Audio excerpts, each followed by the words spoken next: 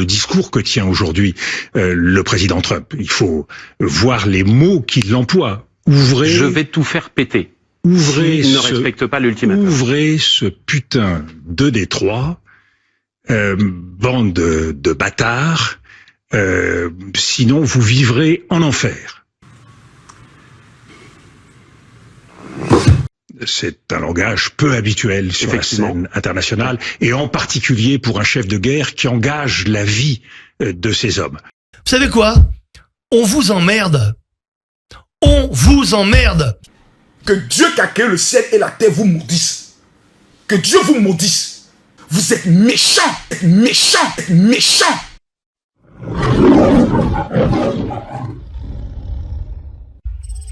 Quoi de neuf, docteur? Israël fait le travail de l'humanité ici.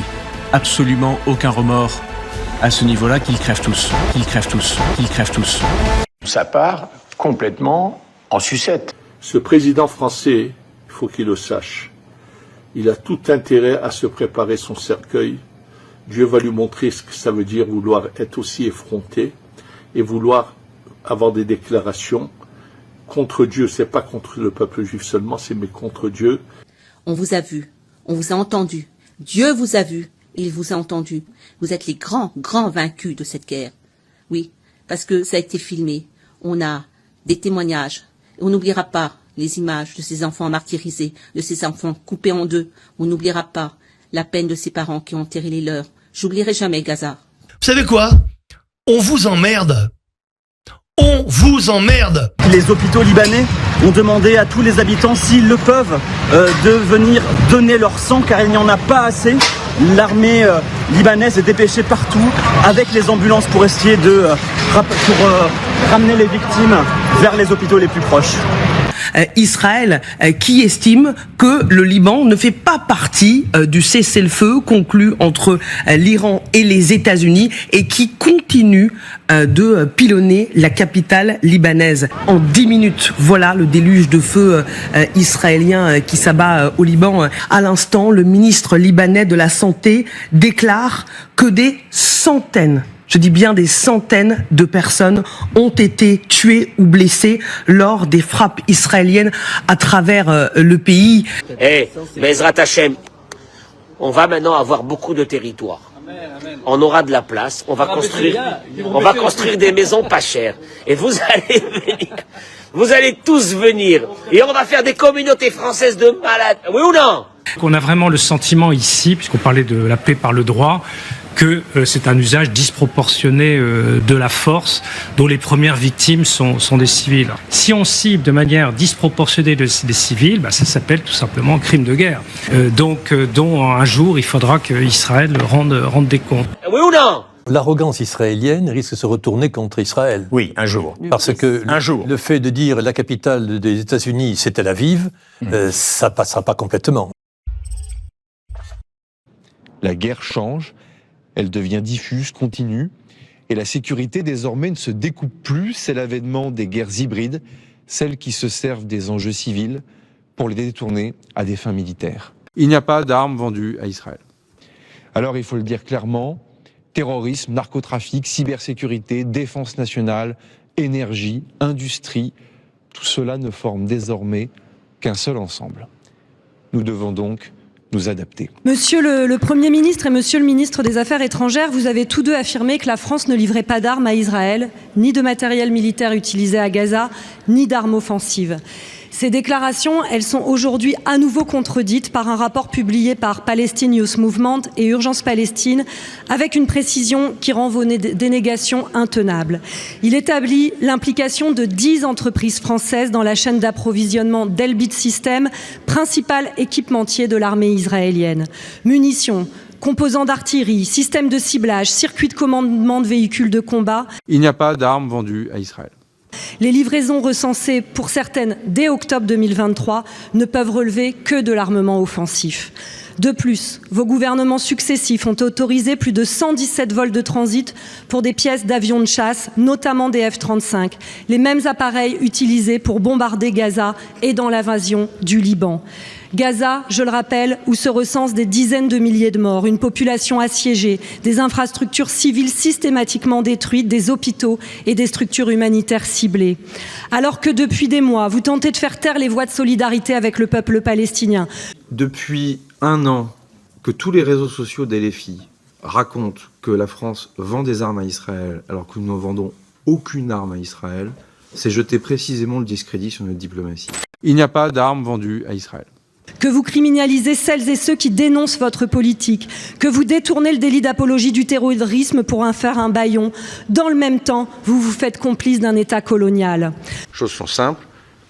Pas de vente d'armes à Israël, de manière globale, déjà aussi pour une raison simple, au-delà de la diplomatie, des autorisations de licence, etc., c'est qu'Israël est un des grands concurrents des industries françaises et que Tsahal n'a pas besoin des armes françaises. Ce rapport, en fait, il révèle une réalité accablante. Pendant que vous réduisez au silence, vous contribuez à armer des génocidaires. Votre gouvernement détient pourtant le pouvoir de contrôle et d'autorisation des exportations et des transits. Le devoir et la responsabilité de notre pays sont de prévenir tout risque de génocide, comme nous y oblige le traité de commerce des armes. Nous devons donc cesser tout transfert d'armes ou de composants. Oui, vous devez la transparence à l'Assemblée nationale. Alors quand allez-vous cesser de mentir? Mais surtout, quand allez-vous cesser d'armer un État génocidaire et un État d'apartheid? Il n'y a pas d'armes vendues à Israël. Ouh, c'est nul! Je ne comprends pas pourquoi vous laissez entendre que nous exportions des armes à Israël. Le média indépendant français a révélé qu'un navire israélien devait faire escale dans la ville de Fos-sur-Mer, près de Marseille, pour y charger 14 tonnes de composants destinés à des cartouches de fusils mitrailleurs. Ces pièces, compatibles avec la mitrailleuse Negev 5, arme utilisée à Gaza, ont été produites par l'entreprise française Eurolynx. Elles ont été commandées par Israel Military Industries, une filiale d'Elbit Systems, l'un des principaux fournisseurs de l'armée israélienne. Je vous connais bien, vous êtes militant, je respecte ça, mais maintenant que je vous ai répondu, ne laissons pas entendre qu'il y a une ambiguïté dans la position française. Et ce n'est pas la première fois que Paris est accusé. En mars 2024, le média d'investigation Disclose révélait déjà que la France avait autorisé, fin octobre 2023, la livraison à Israël d'au moins 100 000 pièces de cartouches de fusils mitrailleurs susceptibles d'être utilisées contre des civils à Gaza. Mais voilà, il n'y a pas d'armes employées par Tsahal à Gaza qui comprendraient des composants français. Je vous l'ai écrit.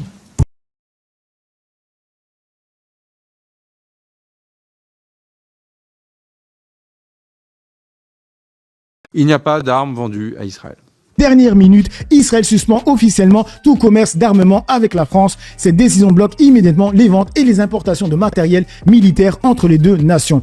Et regardez-moi ce commentaire bien pertinent de Brahim qui a dit « Vous vous sentez pas con car c'est le génocidaire qui a pris la décision d'arrêter tout commerce. » C'est la honte les mecs. On vous emmerde. On vous emmerde. À tous ceux qui se sont accommodés par le déni, à tous ceux ayant succombé à la propagande, l'on ne répétera jamais assez. Le territoire palestinien est occupé depuis 76 ans par un régime génocidaire et discriminatoire devenu légataire universel de l'apartheid. Le 7 octobre en est le triste résultat, mais ne justifie en aucun cas les violations commises depuis. Avec le génocide à Gaza, nous assistons à un effondrement moral et éthique de l'humanité. Nous assistons à un effondrement moral et éthique de l'humanité. L'histoire jugera sévèrement le deux poids deux mesures d'un monde à la remorque de ses intérêts. Pour l'Algérie, le silence équivaut complicité. L'impunité doit cesser. Le droit international doit s'appliquer à tous. Il est temps de cesser le feu. La vie des Palestiniens compte. Je vous remercie. Bon, allez, ça suffit. Papier, carte de séjour. Señorías, en lugar de cumplir con la legalidad internacional, ustedes están siendo cómplices del genocidio. Y eso les convierte, señorías, en criminales. Israël... Je pense qu'un certain nombre de grands médias sont en train de perdre leur honneur. Israël a interdit les journalistes. C'est pour cacher ce qu'ils font, qui relève de l'abominación. Varsovia se llamaba gueto, el terror nazi, señorías. Europa tiene obligaciones legales con los genocidas. El Tratado Internacional sobre Comercio de Armas prohíbe hacer transferencias de material militar a los genocidas. La Corte Internacional de Justicia ha emitido orden de impedir las relaciones comerciales o de inversión con Israel. Entonces, ¿por qué los países europeos siguen comprando y vendiendo armas a Israel? ¿Por qué seguimos comerciando con empresas que sostienen la ocupación ilegal de Palestina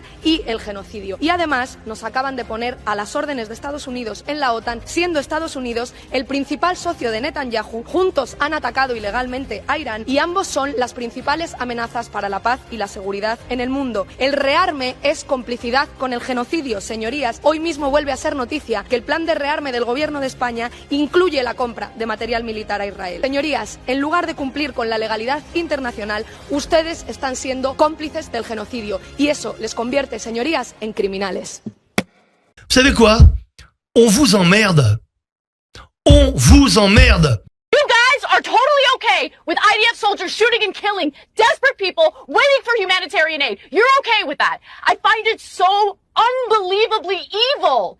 Unbelievably evil. It shocks my conscience and my soul that people as evil as this exist in this world. Okay? Watching these images, looking at these videos, seeing all these kids, desperate, hungry, parentless, trapped in Gaza.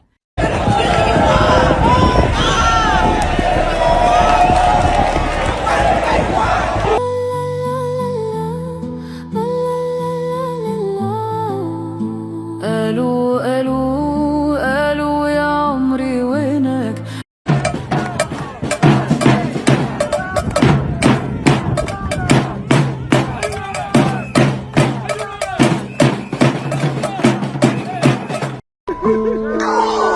يقلب عليك يا ابو حسين عجبتك ابونا يقلب عليك يا ابو حسين ابو حسين يقلب عليك وصفك ابونا ابو حسين.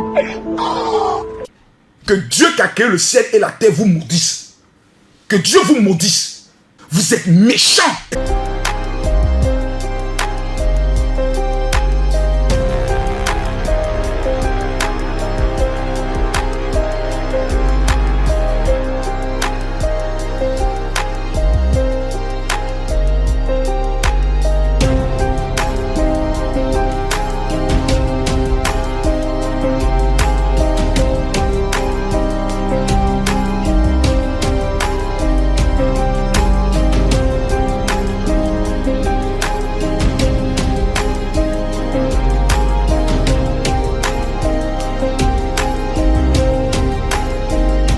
Israël fait le travail de l'humanité ici. Absolument aucun remords à ce niveau-là, qu'ils crèvent tous, qu'ils crèvent tous, qu'ils crèvent tous.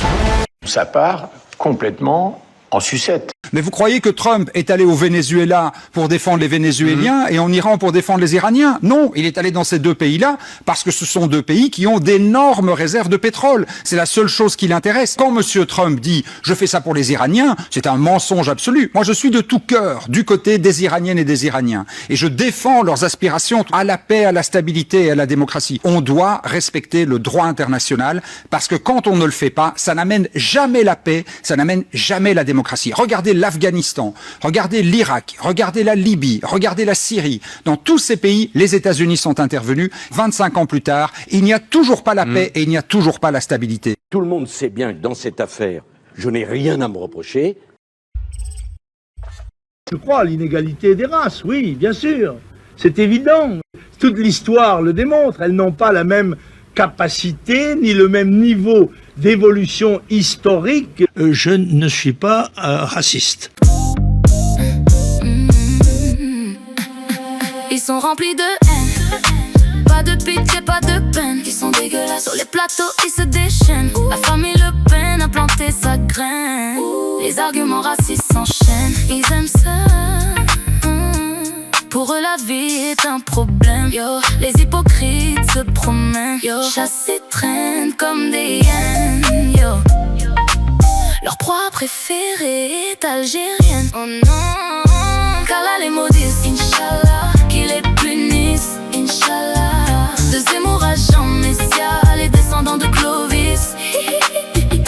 Qu'Allah les maudisse, Inch'Allah. Qu'ils les punissent, Inch'Allah. De Zemmour à Jean Messia, les racistes de service. Ils sont remplis de haine, pas de pitié, pas de peine. Ils sont dégueulasses, les journalistes les soutiennent. La famille Le Pen a planté sa graine. Les arguments racistes s'enchaînent. Ils aiment ça. Pour eux les Arabes sont tous les mêmes, yo. Alors qu'Ali c'est une merveille, yo. Marion honnête et républicaine, yo. Leur propre préférée est algérienne. Oh non. Il n'aime pas plus les marocaines, le roumain, les tunisiennes et les africaines. Qu'Allah les maudisse, Inch'Allah, qu'il les punisse, Inch'Allah. De Zemmour à Jean Messia, les descendants de Clovis. Qu'Allah les maudisse, Inch'Allah, qu'il les punisse, Inch'Allah. De Zemmour à Jean Messia, les racistes de service. Des années et des années de menaces, sans se soucier du mal qu'ils font. On a l'impression que briser des vies à leurs yeux n'est pas si important. Qui ramassent les morceaux après leur débat. Qui ramassent les morceaux après leurs dégâts. Des pyromanes qui se prennent pour des Robins des Bois. Des chacals minables qui se croient au-dessus des lois. Mais la route tourne. Qu'Allah les maudisse, Inch'Allah, qu'il les punisse, Inch'Allah. De Zemmour à Jean Messia, les descendants de Clovis. Qu'Allah les maudisse, Inch'Allah, qu'il les punisse, Inch'Allah. De Zemmour à Jean Messia, les racistes de service.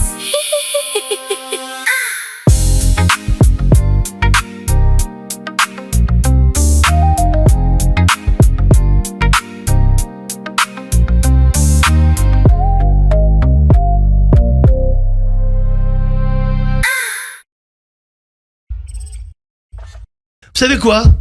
On vous emmerde. On vous emmerde. J'ouvre les guillemets. Ouvrez ce putain de détroit. C'est ce que dit le président américain qui qualifie les Iraniens de crazy bastards.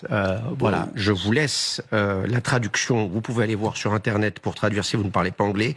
Ou ce sera l'enfer. Voilà, où vous vivrez en enfer. Regardez. Praise be to Allah. Praise be to Allah. Loué soit Allah, dit donc Donald Trump. Et il signe ce message. Je dois vous avouer que je suis en train de le lire, de le relire. Ça fait 4 fois que je suis en train de le relire. Je n'arrive pas à croire qu'un président des États-Unis, en moment de guerre, ait pu déclarer cela. No Navy leader. Now that here's the thing about the media, though. If President Trump had not acted, you'd be screaming, why not?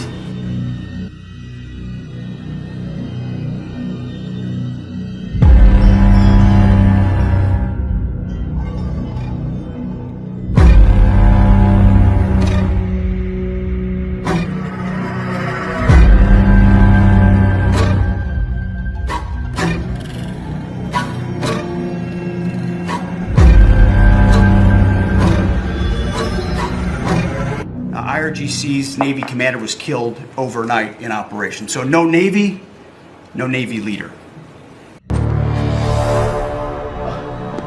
Please, please, let me live. Relax, Donald. We need you alive. Yes, you are destroying America better than anyone. Wait, why did you come? Just to tell you you're doing a great job. Thank you. IRGC's Navy commander was killed overnight in operation. So no Navy leader.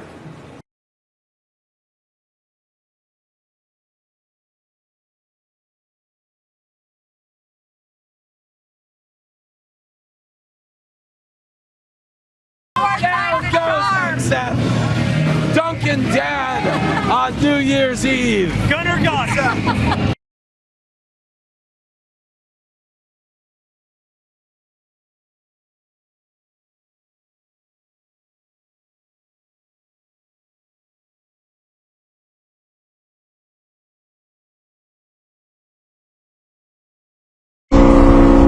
My name's Josephine Gilbo. I'm a former intelligence officer. I spent 17 years in the U.S. Army.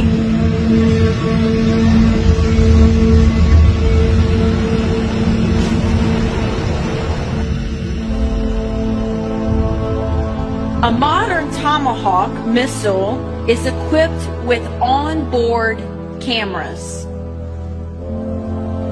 Satellite imagery is constantly collected by several intelligence agencies, several countries, in real time.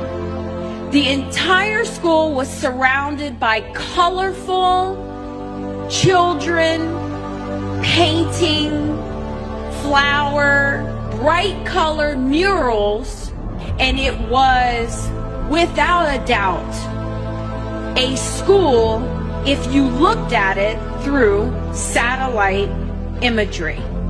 At 10 a.m., Israel, along with the United States, began attacking Iran.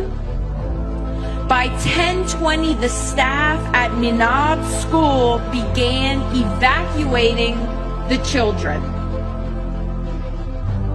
Strike one. Hit the school.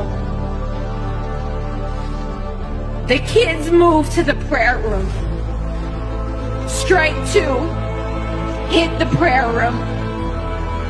163 kids dead. Multiple sources, including intelligence reports, regional sources, and U.S. officials are required to confirm a target for the U.S. Navy and military operations to ensure accuracy and reduce errors. This is how it works. We just bombed a school knowing it was a school. Who are the terrorists? Who are the bad guys in this story? This is the story of our timeline. By our own definition of terrorism, and I can say this as a former counter-terrorist officer, we are the terrorists. We are the bad guys. C'est-à-dire, si on veut aller jusqu'au bout d'apporter la démocratie par la force, qui a l'air d'être évidemment votre idée, chère Noémie, eh bien, il faut aller sur place. C'est-à-dire que, oui, ça va coûter plus cher. Ça va coûter des vies. Oui, ça va coûter des vies américaines si on veut vraiment atteindre cet objectif politique. Et alors, est-ce que ça marchera? Ça n'a pas marché en Irak parce qu'ils se sont pas débrouillés. Est-ce que ça marche? Ça n'a pas marché en Afghanistan. Peut-être que ça va marcher en Iran. Peut-être que ces foules vont venir jeter des fleurs à Netanyahou et à Trump quand ils paraderont dans les rues de Téhéran. Moi, je n'y crois pas une seule seconde. Mais en tout cas, la moindre des choses, c'est pas de bombarder les gens et ensuite de se désintéresser de ce qui se passe, de la dévastation qu'il y a en dessous. Si vous avez vraiment envie, si vous pensez qu'il est fondamental de changer le régime, eh ben, il faut y aller jusqu'au bout. Il faut prendre Berlin et il faut mettre une nouvelle administration en Allemagne. Alors, Monsieur Girard, voilà, moi je vous propose une autre solution. Je comprends que vous, les Israéliens, vous voulez... Monsieur, vous allez arrêter de dire vous les Israéliens, parce que moi je vais vous dire, vous tous les chauves de France, ça suffit toujours de m'essentialiser. Je m'appelle Noémie Aliwa, je suis journaliste, vous allez arrêter de m'essentialiser, sinon je vous essentialise à tous les chauves de France. Vous pouvez m'essentialiser comme journaliste français. Ça suffit. Vous défendez cette guerre. Et ça fait 3 fois en dehors du plateau que je vous dis d'arrêter de m'essentialiser. Ah bon, vous défendez ou vous défendez pas cette guerre? Ne dites pas vous, s'il vous plaît. Parlez-moi à moi, ce sera déjà bien. Mais répondez sur le fond, Renaud Girard. Quand Noémie Aliwa vous dit, au fond, votre idée, c'est on ne fait rien, quoi. On laisse les Iraniens se débrouiller. Je suis très touché par le fait de la volonté des Israéliens, même des Américains, d'introduire la civilisation, la démocratie et la stabilité, comme ils l'ont dit, au Moyen-Orient. Mais par exemple, pour les Israéliens, je me demande, l'Iran, c'est un peu loin d'eux. Ils ont un peuple qui a des problèmes, une affaire qui n'est pas réglée, qui s'appelle le peuple palestinien.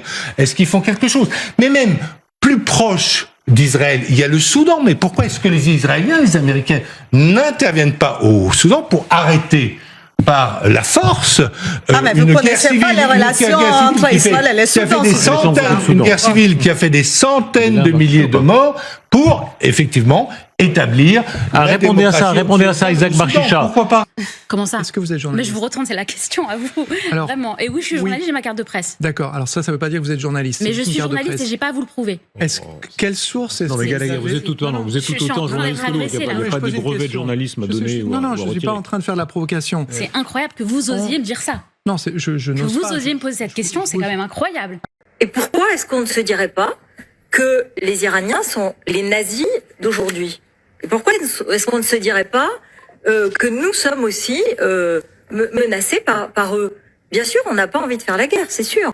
Mais pourquoi est-ce qu'on ne se dirait pas qu'il y a effectivement dans le monde aujourd'hui du bien et du mal, des gentils et des méchants? Bien sûr que c'est plus compliqué, mais quand même. Amis occidentaux, je n'arrive pas à comprendre cette obsession que vous avez de vouloir absolument que les femmes iraniennes, ou autres musulmanes d'ailleurs, ressemblent aux vôtres. Comme si le sort de nos jeunes femmes occidentales, obsédées par leurs images filtrées, leurs tatouages multiples défigurant leur corps à moitié nu exposé à tout venant, était plus enviable. Nous avons peut-être l'impression d'avoir atteint un degré supérieur, raffiné de liberté, de civilisation. Mais quand le nombre de décès dépasse celui des naissances, quand nos jeunes ne savent plus s'ils sont hommes, femmes, ou quelque autre entité à définir, quand les femmes ont occulté leur biologie et renoncent de plus en plus à la maternité, se considérant avant tout des professionnels, avant d'être épouses ou mères, je peux vous assurer qu'on est à notre dernier tour de piste. C'est tout simplement mathématique. 3 petits tours et puis s'en vont. Nous sommes au 3e. Les grands médias restent au service des pouvoirs occidentaux. Ils ont une sorte de déférence à l'égard des politiques. Quand les pays occidentaux nous disent encore aujourd'hui Israël a le droit de se défendre, c'est inaudible, on ne peut pas entendre cela. C'était très intéressant de voir dans les médias, on partait du 7 octobre, comme s'il n'y avait rien eu avant. Il y avait un gentil État, Israël, qui n'avait jamais rien fait de mal, et tout d'un coup, des sauvages terroristes qui franchissaient la frontière pour les massacrer. Vous êtes député LFI. Ce matin, la France Insoumise dénonce un acharnement judiciaire. Vous êtes sur cette ligne?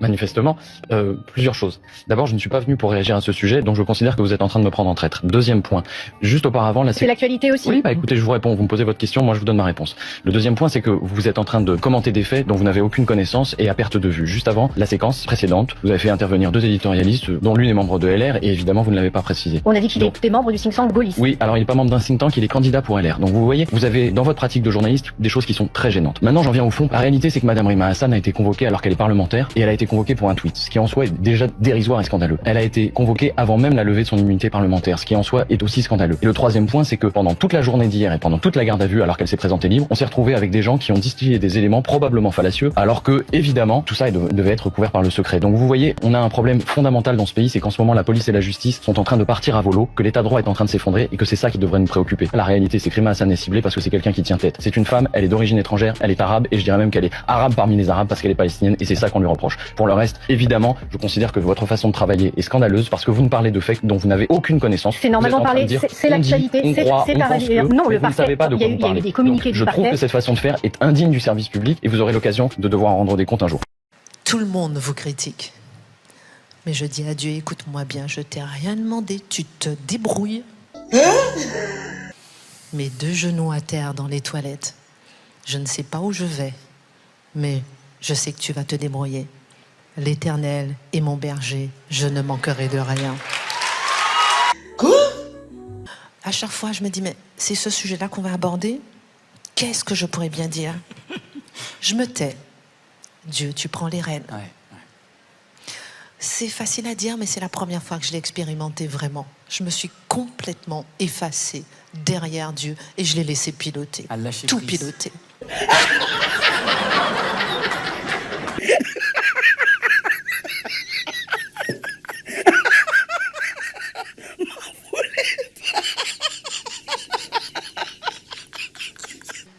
J'ai tellement laissé Dieu tout piloter, envers et contre tous. Envers et contre toutes les insultes, contre toutes les menaces. Et je lui ai dit, si tu m'envoies là, c'est que tu as une mission, je sais pas laquelle.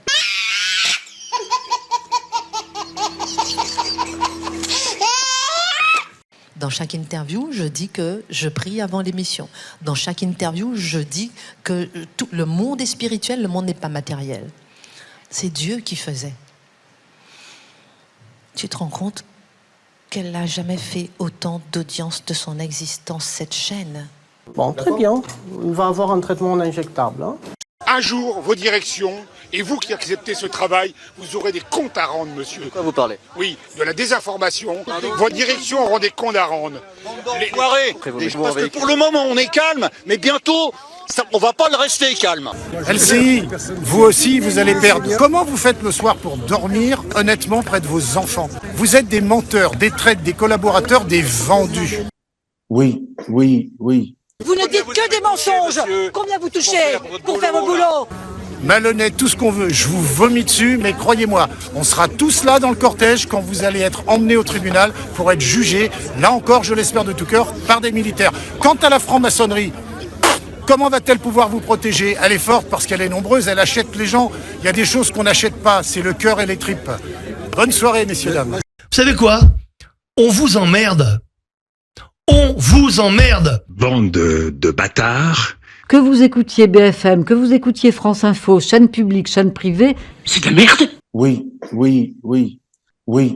For sure. For sure. Hey! Tu regardes mes vidéos? Ouais, je regarde tes vidéos, Et tu kiffes? Même pas tu t'abonnes? Allez, mets un pouce et abonne-toi. Allez, clique, mec.